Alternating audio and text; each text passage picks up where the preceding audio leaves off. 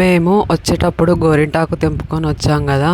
ఇంకా అవ్వైతే మా వదిన వాళ్ళు ఇక్కడ కూర్చొని ఆకులు తెంపుతున్నారు. నేనేమో లోపల మంచిగా వీడియో ఎడిట్ చేసుకుంటా ఉన్నాను.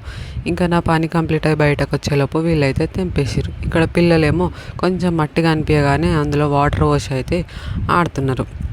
ఇక్కడ ట్రాక్టర్ నడిపించేది ఎవరంటే మా అల్లుడే. ఇంకా అతనికైతే ఇట్లా వెహికల్స్ నడిపించడం చాలా ఇష్టం. అందుకే తెలిసిన వాళ్ళది ట్రాక్టర్ కనిపించగానే నడిపిస్తుండు. మేమేమో ఇప్పుడు రెడీ అయ్యేసి టెంపుల్కి అయితే బయలుదేరినాము. ఆఫ్టర్నూన్ అవుతుంది, ఎండలో అయితే బయలుదేరినాం టెంపుల్కి. ఇంటి దగ్గర నుంచి టెంపుల్ దూరం ఏం లేదు, దగ్గరనే.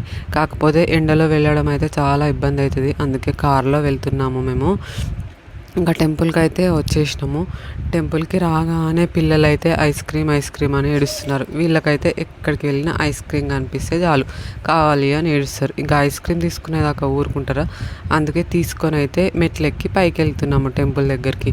ఇంకా తిరుపతిలో అయితే మెట్లు ఎక్కలేదు, ఎక్కనందుకు ఇక్కడ ఎక్కినన్నట్టు.